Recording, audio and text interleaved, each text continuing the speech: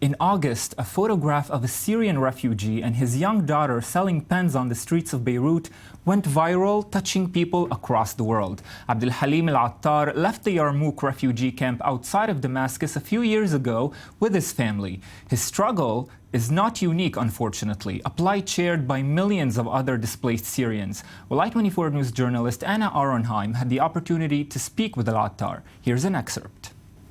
أنا والله الحمد لله يعني من بائع أقلام يا محل مطعم شلون بده يكون والله إنه الحمد لله وضعك حسن عن أول والله فضل علي.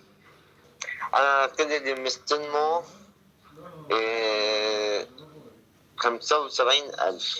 75,000 بأي قيمة؟ المبلغ على أساس يوم يوصل بقية المبلغ على لبنان. الحمد لله رب العالمين دخلته على المدرسة وعم بيتلاوم وعم يتعلم الحمد لله، ويعني غيرت البيت تبعي واخذت بيت احسن وعدت اولادي واولادي مرتاحين يعني هلا الحمد لله.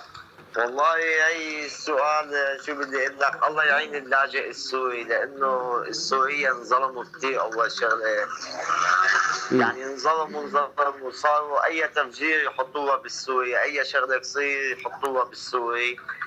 مشان هيك كمان دول اوروبا عم بتخاف يعني انه يفوتوا السوريين عليهم. Yes, and I'm joined now by Anna Aronheim, journalist at the I-24 News English web desk. Good evening, Anna. Good evening. Anna, you spoke with him. We've seen this recently, that his photo made such headlines around the world, and it generated this campaign to help him financially. Where did the campaign start?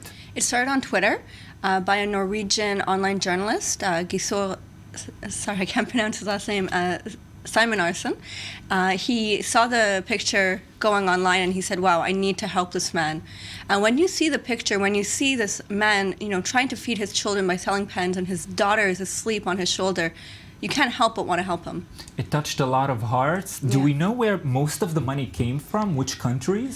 There was a few $100,000 coming from Saudi Arabia, the UK, the United Arab Emirates, Canada, United States, and Australia. Well, so we hear that he's doing relatively well now, as we've heard in the excerpt you sent us. What is his plan for the future? He told me that he really does want to go back to Syria. He doesn't, want to stay in Lebanon, either Syria when everything is, safe, but he would love to have his children have a future in Europe. He said, he says it's safe there. They can go to school. They can come home. They don't have to worry about bombs or, fighting.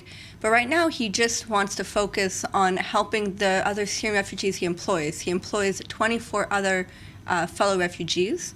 And he told me that because of this campaign, which helped put food on his plate, he's now able to help 24 other families put food on their plates. So he's very looking forward to helping those families continue to grow and to live, really. Amazing that despite his story, the desire to come home is still there. Yeah. Anna Aronheim, thank you very much for bringing us the story. You're welcome.